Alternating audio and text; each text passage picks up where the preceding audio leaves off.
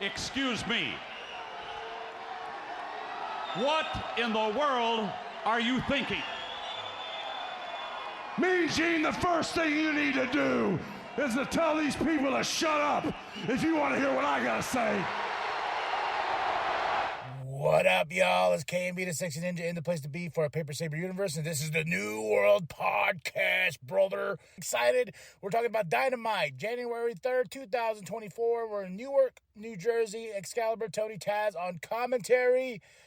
No intro, but we got an intro from Samoa Joe from World's End. He says, "I'm a heartless son of a bitch, and you're the scumbag, and we can't exist in the same universe." And MJF is out.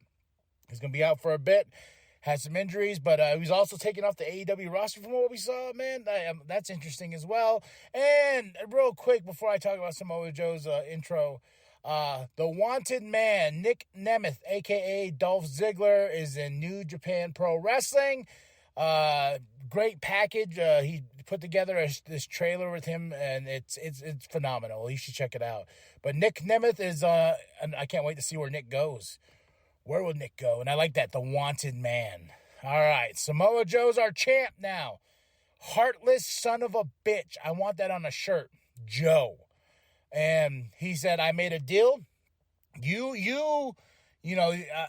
did everything you did in our first championship bout. You cheated, you clawed your way out, and I just did the same, and I just took everything I could away from you. I took away your friends. I made sure that you didn't have any friends, and I did everything I could to make sure that at the end of the day, I walked out with this championship. So Joe welcomes all new competition that he will just mow down, as he said. Then we have the Undisputed Kingdom. I love this. Adam Cole's music hits, baby, and then all of a sudden it stops. Then Undisputed Kingdom theme, and I'm like, I like this. I like this a lot. They're all in black. They're all standing there. Adam Cole sitting in the chair. I don't know when he's going to get 100%, but, he claims like, hey, MJF did this to himself and said some truth. He goes, all y'all didn't like MJF until it was better than you, baby. I made you like MJF. He got Roderick Strong in there with the Kingdom and Wardlow, and he states, like, look at it, the Kingdom is now the Ring of Honor Tag Team Champions, and Wardlow's going to go after the World Heavyweight Championship, and Roderick Strong's going to go after the Intercontinental Championship, and they're going to be dripping gold as the Undisputed Kingdom. And then when Adam Cole states when he's ready and ready to go, and when Wardlow beats Samoa Joe for that championship, he will surrender it to Adam Cole as the rightful champion of AEW. They are AEW, and now we welcome a new era called the Undisputed Kingdom. But we ain't over there. Jay White comes out, it's like, hey, I love what you did to MJF. I get it. I understand. I like what you plot, but I don't like the fact that you use me as part of your, this crazy conspiracy hoax thing with the devil, and he goes, but I got backup as well. And he brings out the Bullet Club Gold, the guns, no juice though. I was like, no juice. Sad. I like me some juice. And the Acclaim comes out. It's like, oh man, we have so many stories we can tell with this right now. We started off this year with the banger, man. Undisputed Kingdom versus the world, basically. We got an Eddie promo. He got his championship. He won them. He's a Triple Crown champion. So now I know it's the Continental Crown Championship. I thought it was just the Continental Championship, but Continental Crown, I like that title. I like that title a little bit better than Continental, And we have a Daniel Garcia package. He has a big main event ahead of him. Orange Cassidy puts up the AEW International Championship against Dante Martin, and fun match. There's a sign in the crowd that says WWE is fake. I think security got him out of there pretty quick, but I was like, okay, come on. We're just here to have some fun, right? Orange Cassidy gets the win, but Dante Martin has shown Orange Cassidy he is a championship contender. Here comes Hook, Danhausen, and Darius Martin, and Action Andretti. They come out, and guess who is back? Private Party. In stating that, hey, we're putting the tag team division on notice with you, FTR, and everybody else like that. But I was surprised he didn't call Ricky and Big Bill out. Like, I was like, they're the tag team champions right now, and I was surprised they didn't mention him, but they're putting the tag team division on notice because Private Party is back. Renee's backstage with Toni Storm. I love Timeless Toni Storm. I love Luther. I love this whole thing, and she's Mariah May is going to finally make her debut at tonight at Dynamite, and Renee's like, "Are you going to watch?" She's like, "I don't watch wrestling, darling. How hard is it? You know?" Is Luther, scoop, excuse me up, tits out, chin up, tits out, shoo, and walks away.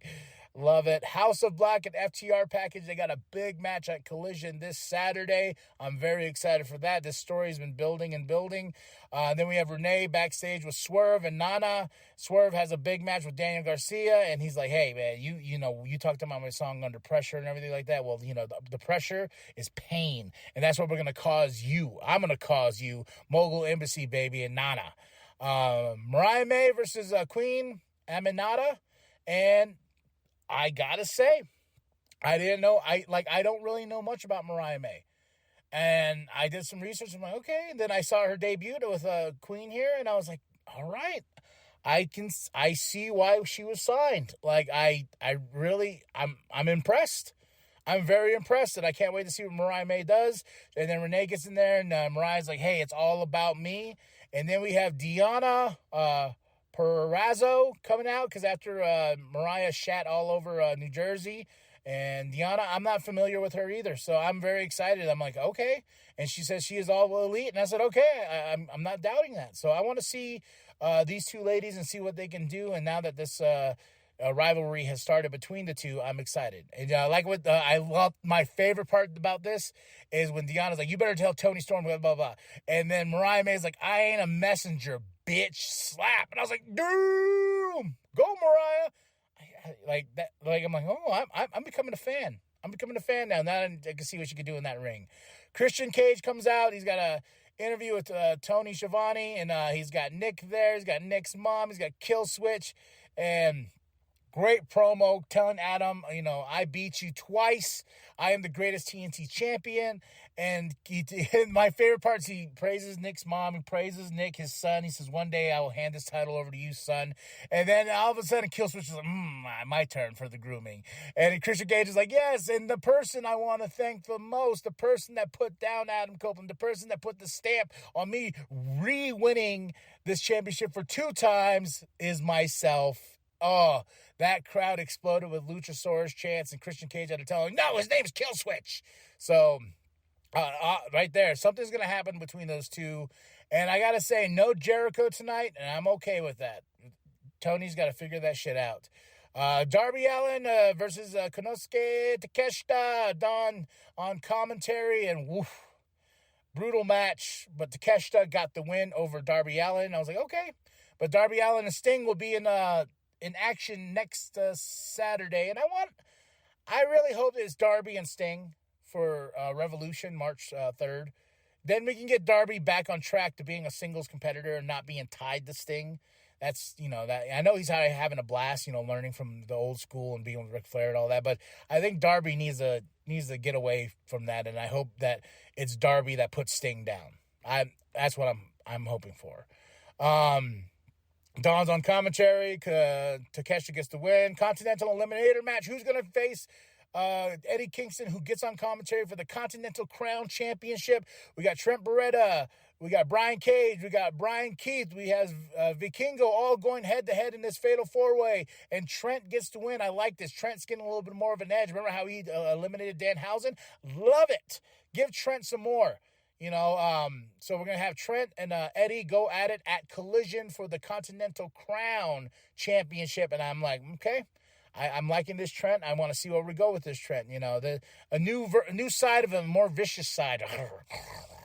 Daddy Magic is backstage about to be interviewed with Renee. Then here comes Hangman Adam Page. I was like, oh yeah, you.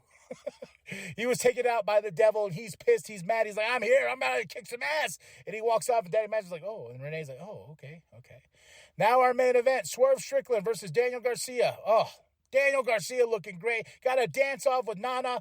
A little bit of a botch on the table. That's okay, though. If he got it, it would have looked devastatingly awesome. Like if he got Swerve in that position, but it didn't. It slipped, and, the commentators are like, "This table's slippery. This table's, that table wasn't that big." But I felt bad for that spot because that spot could have been awesome. But Daniel Garcia did not go down to the 2 stomps, man. In the double stomp to the head, the first one, and then I was like, oh shit, could he win? Because I was about to circle Swerves. I was like, oh my god, Daniel Garcia's going the way, and no, Swerve got him. But man, my favorite part about this is Daddy's on commentary. He gets in Swerve's face a little bit too. Then Daniel Garcia got that dance off with Nana. And my favorite part about this, Swerve puts out his hand to Daniel. And he's like, hey man, you know, we'll shake hands here, huh? And Nana hits him in the balls. They do a beat down, and Daddy Magic tries to come in. He gets a beat down, and Nana says, this is your next AEW World Heavyweight Champion. Y'all need to recognize, because it's whose house? Swerve's house. Yeah, baby. And then, of course, Hangman Adam Page comes out. The music hits, and I can just see Swerve like, son of a bitch, this guy again? Didn't I put you out? And then it gets into a big fight, and that's how we end AEW's first Dynamite of the new year, January 3rd, 2024, New York, New Jersey, Excalibur, Tony Taz on commentary. And they got that red and blue thing going on. They got the stage. And I'm really interested because there was no intro. I want to see what the new intro is going to look like. So we'll probably see that next week. But right there, baby, making a stamp on 2024. We got some new stuff. We got Undisputed Kingdom. We got Samoa Joe as champ. We got Swerve Strickland, who's in the hunt for the title. We have Hangman and Swerve and maybe part 3. Let's do it, man. Let's see what this year, Mariah May, I gotta say, she really impressed me tonight. Favorite match of the night is Orange Cassidy versus Dante Martin, because Dante has shown himself as a true champ. Next to that was Swerve and Daniel. Next up to that is Mariah May versus Queen. And yeah, great night, man, for wrestling. And Revolution's March 3rd, so we got a big pay-per-view to build in a couple months. And, you know, and I like that. Let's spread it out. Let's get this Undisputed Kingdom storyline, you know, fleshed out and see where we're going to go with it. And I can't wait until Adam Cole gets back to 100%, because then it's just going to become even a more devastating faction. All right, y'all, 5 out of 5. Go check it out. Tell me what you thought of the show. Drop those comments below. Hit that like, hit that subscribe, share with your grandma, share with the bum down at Walmart. Go to ProWrestlingTees.com/New World Podcast. Get yourself that sweet nWp logo. And remember that the New World Podcast is for life, brother. Hell, even Tony Khan will thank me, because fact is, guys, MJF is gone and he's never coming back.